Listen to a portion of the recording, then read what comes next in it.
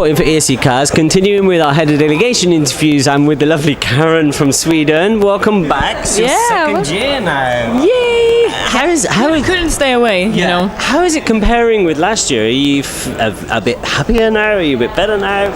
Tell me some more about your experience this year. Yeah. Well, I'm just as happy as always, but of course, it's always the first time when it's the first time. You know, I have with all the different, the things you have to do backstage and how with the transportation and just overall, like how does Eurovision work with the bubble and everything. So now I'm more comfortable in the. With everything, with the organization of the Eurovision. I mean, and then of course I know people now. Yes. I mean, I've met quite a few, and I made great friends, and so that's more. I mean, that's more of a relaxing feeling now. Just to. I think the press pack, from my point of view, the press pack here, we're quite friendly. I think we're okay. Yeah, you are very friendly. We just had a press conference, and it was such a nice vibe. The mamas and John, they sang, and so it was. But so no, it's just a really interesting experience to do it a second year, because then you have more experience. So I'm happy, and of course I'm nervous, and I don't think you need to be nervous this year. I think everything is going to be okay. Let's talk about your stage presentation. Did you have everything you needed when you arrived as a delegation? Did you need to make any changes? How was it from an organizational point of view? With the staging? Yes. We since we couldn't hang John's the product, the light product, we couldn't hang it from the roof. We had to build the prop. So when we arrived, that was actually the first time we saw it. But I mean that we saw it in real life. We had seen drawings and stuff, and we were content. I mean, there's always changes you can do, and we did some smaller adjustments. And also the stage here is so much bigger than in Melody Festival, and you have content. You could use content in a whole different way here, and that was the first time we saw that.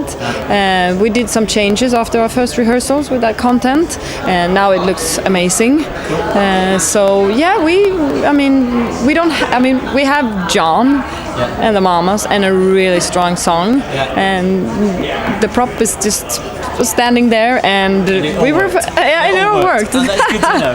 So, just touching on the promo parties, there's I think 5 stops on the promo tour now. Do you think that that's useful as a delegation, or do you think it's just useful for the artists? Tell me some thoughts on that. I mean, I think that they are absolutely useful for the artists to go out and meet a crowd and fans, and to receive love and a response from the audience, and to get in the Eurovision spirit and mode, make friends with the other artists, and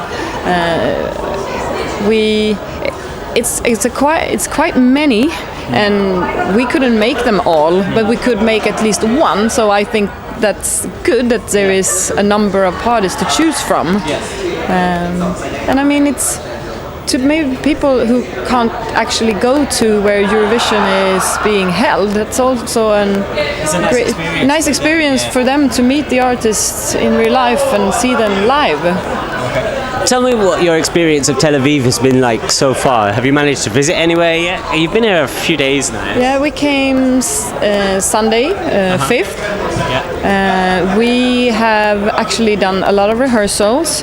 We went on an amazing boat trip. Wow, okay. Just to cruise Herzliya and Jaffa outside. That was really cool. Yeah. But then there was this holiday also, Independence Day and stuff. We all got a day off this year. Yeah.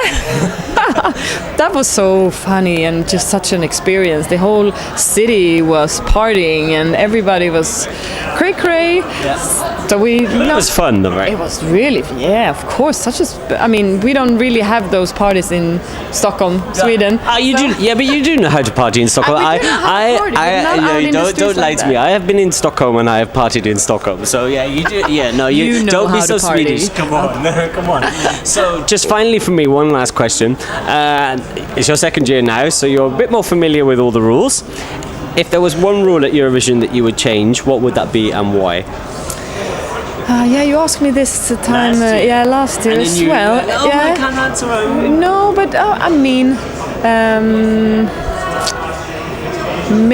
maybe we haven't really bumped into an issue where we couldn't do actually what we wanted to do. But I think for Sweden, maybe what would be useful would be more people on stage. Exactly, that's where I was coming. Like maybe to add more people on stage, because we are in Melodifestivalen and 8 people is allowed. So in Eurovision only 6. Of course, that it wasn't a problem really. It wasn't a big problem for us this year. But of course, to add more people than we usually. Lovely to speak to you. Thank you so much for your time. Well, thank you so much for your time. Oh, no problem. Enjoy the rest. I feel so welcomed. That's good. Enjoy the rest of your time in Tel Aviv, and obviously we're going to see you in the final next week. So. Well, fingers crossed. Yeah, no, I think there is no problem this year. Thank you so much, Karin. Thank you.